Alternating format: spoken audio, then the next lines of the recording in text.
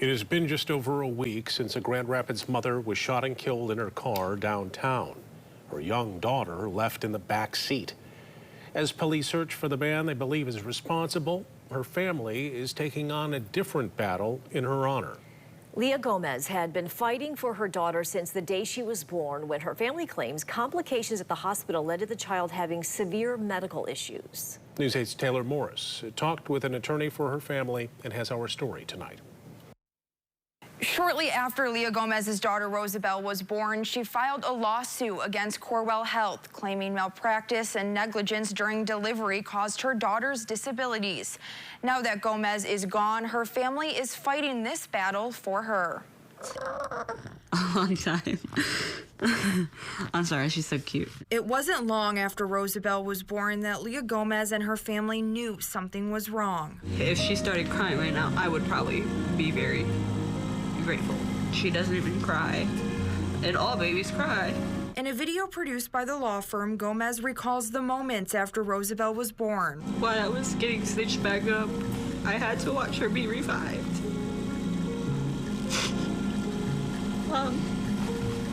And another thing is that I didn't get to hold her or do skin to skin until the 5th day of life. She expected Rosabell to come out crying, and she thought she would be able to hold her and nurse her, and those are things she was really looking forward to.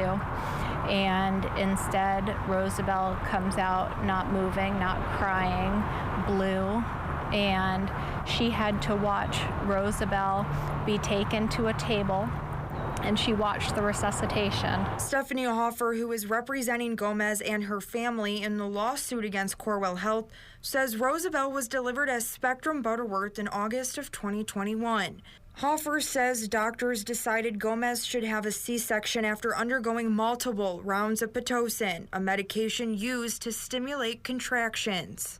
With the Pitocin, baby Rosabell's heart rate was showing that she was struggling a little bit. But when they would stop the Pitocin, she was able to recover. Hoffer says the fetal monitor was removed from Gomez while they prepped her for surgery and was never reapplied.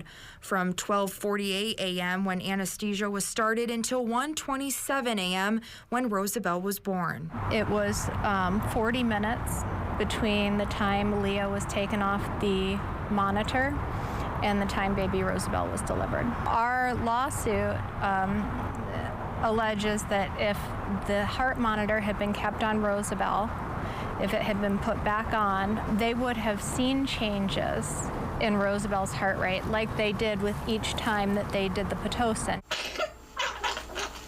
The lawsuit claims that in the time the fetal monitor was not on, Rosabell lost too much oxygen, leading to permanent brain damage. The mistake of not putting the monitors on wasn't just like a broken arm or something that happened during birth, where it's fixable.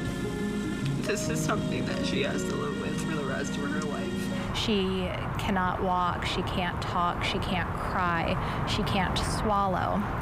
She has seizures quite frequently. We always have to have an oxygen resource ready and available for Rosabell at all times, no matter what. Attorneys for Corewell Health deny the allegations, which they say are false. They went on to say the plaintiff's statements are incomplete and taken out of context. In a statement about the lawsuit, Corewell Health told News 8, quote, "We are aware of the concerns raised and we empathize with all involved. The care and safety of our patients are our top priorities. We are unable to comment about specific patients." Now, almost 2 years after she was born, with her mother gone, Rosabell is in her grandmother's care. We also asked Hoffer what she thinks Gomez would want for Rosabell if she was still here today. She wanted Rosabell to have as many experiences in life as she could based on her condition. So, for example, Rosabell, she can't eat, she can't swallow, but Leah, at her first birthday party for Rosabell, took a little bit of frosting on her finger and just, put just a smidge on Rosabell's tongue. The little sounds that she does makes me happy because I know it's something that she can do, and it just gives me hope. Gomez's attorney tells me they don't have a trial date just yet, but expect it will be sometime in 2024. That's Taylor Morris reporting. Grand Rapids police are still looking for the man they believe killed Leah Gomez, Luis Fabian Bernal Sosa. If you know where he may be, call police or Silent Observer.